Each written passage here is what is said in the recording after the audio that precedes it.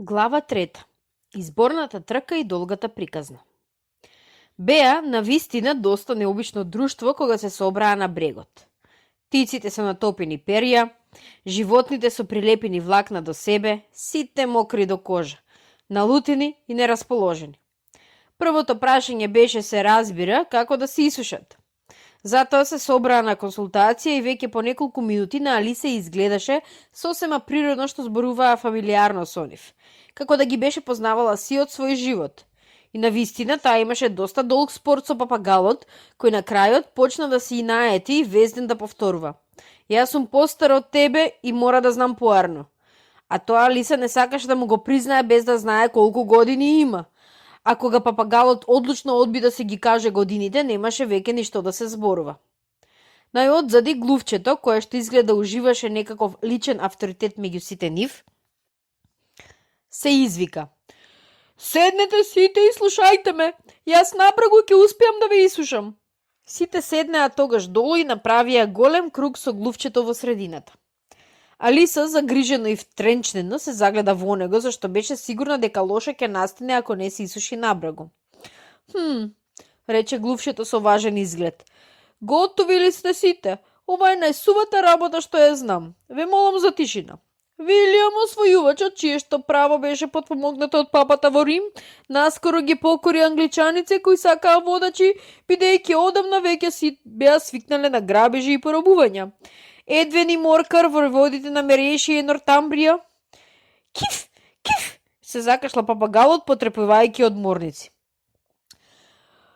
Молам, повелете, рече глувчето, мрштејќи се на многу учтиво. Да не кажавте нешто? Не сум јас, рече веднаш папагалот. Ми се причини дека тоа беше ти, рече глувчето. Да продолжам. Едвин и Моркар, војводите од Мервија и Нортамбија, се изјаснија за него и дури Стигнар, родолюбивиот архиепископ од Кернкембери, го направи тоа за сходно. Што нашол за сходно? Праша пајката. Тоа, одговори глувчето, доста налутено, се надевам дека знаеш на што се мисли. Знам многу добро што значи тоа, ако најдам некој згоден предмет, рече пајката, како например некоја жаба или црв, туку се прашам што ли било тоа што го нашол архиепископот. Глувчето се направи како да не го забележи ова прашање, па побрзо да продолжи. Најде за сходно да појде со Едгар и Ателин кај Вилијам и да му ја понуди англиската круна. Отправен Вилијам се однесува многу умерено, но дрскоста на неговите нормани. Како се чувствуваш сега, драга моја? Продолжи тоа, обраќајќи се сега на Алиса. Толку покисната како никогаш порано, му рече Алиса натажната. Воопшто не изгледа дека се сушам. Во тој случај, рече свечено пеликанот, станувајќи на нозе, предлагам митингов да се одложи поради неодложно прифаќање на некои поенергични мерки. Зборувај како треба, рече орелот. Не го знам значењето на половината од тие долги зборови и уште повеќе воопшто не верувам ни во нив, ни во тебе. И орелот ја наведна главата за да не се насмее. Некои од другите птици едва и чујно се закикотеа. Сакав да кажам, рече пеликанот навредено, сакав да кажам дека најарниот начин за да се исушиме ќе биде трката за изборниот совет. А што е тоа? Праша Алиса. Не толку затоа што сакаше да дознае, но затоа што пеликанот направи пауза, како да помисли дека некој ќе мора да каже нешто и затоа што никој не беше расположен да го направи тоа. Па, рече пеликанот, најдобриот начин да се објасни е тоа да се изведе. И како што можеше да се обидете и самите во некој зимски ден, сега ќе ви кажам како постапи пеликанот. Тој направи нешто како патека во вид на круг. Не е важно ако не е правилен, рече тој. И потем сите се наместија долж патеката од двете страни на кругот. Се броеше по такт. 1, 2, 3 и така натаму, туку секој почна да трча како што сака и го напушташе кругот кога ќе посакаше, така што не беше баш лесно да се знае кога заврши трката. Сепак, од кога се изнатрча едно половина час и сосема се исушија, пеликанот одеднадеж викна. Доста! Трката е готова! И сите се насобраа околу него за збивнато прашувајќи. Кој беше прв? На ова прашање пеликанот не можеше да одговори без да се замисли длабоко, па некое време седеше на едниот прст на челото, во положбата во која сте ги гледале големите луѓе на нивните слики, додека другите очекуваа во тишина. На крајот пеликанот рече: "Никој не беше прв и затоа сите треба да примат награди." "Но кој ќе ги дава наградите?" прашаа во хор неколку гласови. "Па таа се разбира," рече пеликанот покажувајќи со прст на Алиса, и сите веднаш се насобраа околу неа викајќи збунувачки во еден глас: "Награди, награди!" Алиса воопшто не знаеше што да прави, па очено ја стави раката во џебот, извади една кутија со лижалки, за среќа солената вона не беше влегла во кутијата, и им ги разели на сите поред како награди. Имаше точно на секого по една. "Но и таа мора да добие награда, да знаете," рече глувчето. "Се разбира," тешко проговори пеликанот. "Што имаш друго во џебот?" продолжи тој, свртувајќи се кон Алиса. "Само еден напросток," тажно Алиса рече. "Подај ми го ваму," рече пеликанот. Потем сите се насобраа пак околу неа и пеликанот свечено и го предаде на прстокот, велејќи: "Те молиме да го примиш овој прекрасен напросток од името на сите нас."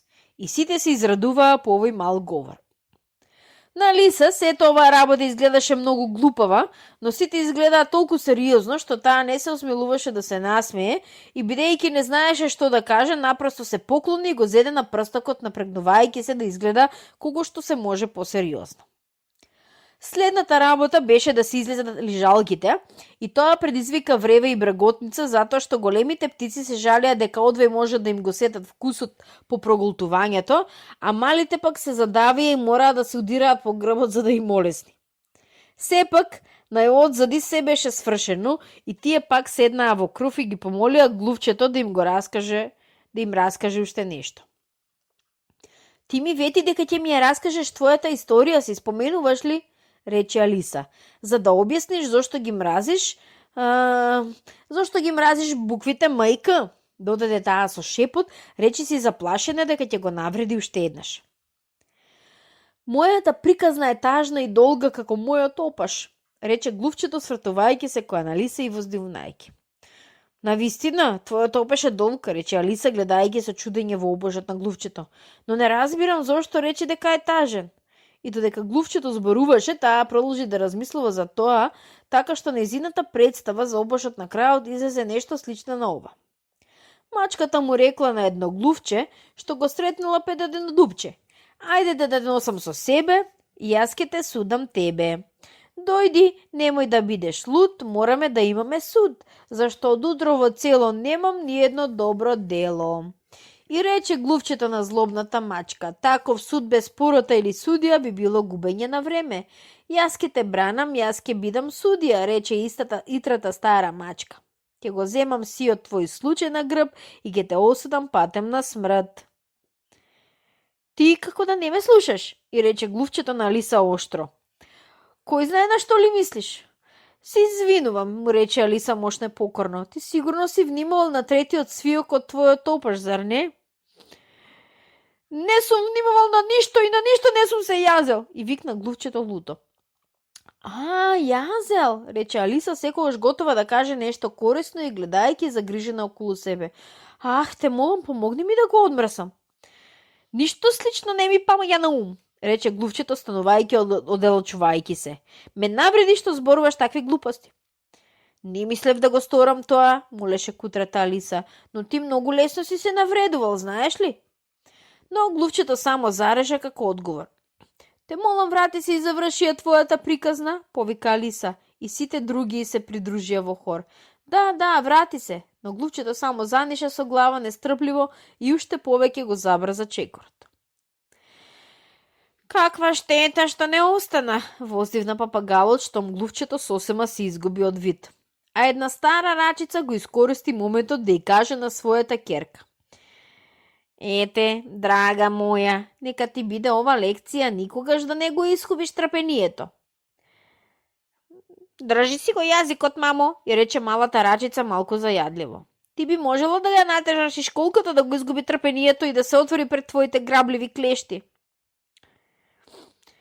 Би сакала сега да е тука нашата Дина и знам зошто, рече гласно Алиса, не обрнувајќи му се на никого посебно. Таа набрагу би го вратила назад. А која е таа Дина, ако смеам да прашам? Праша папагалот. Алиса одговори нестрпливо, зашто беше секогаш готова да зборува за своето милениче. Дина е нашата мачка. Немате поим колку таа си има прославено како ловец на глувчиња.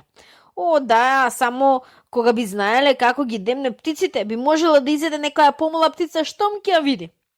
Овој говор предизвика значителна возбуда меѓу друштвото.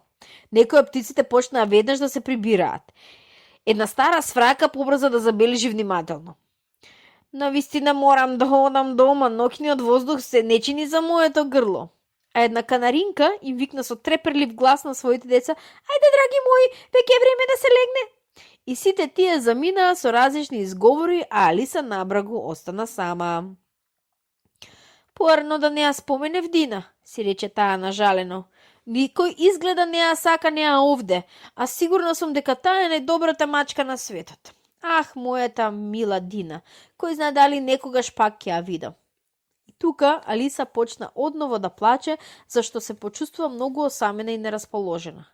По известно време, меѓутоа таа пак слушна малото потење на чекори во далечињата и заинтересирано го крена погледот, девајќи се дека помалку глувчето ја изменило одлуката и дека се враќа да го заврши својот расказ.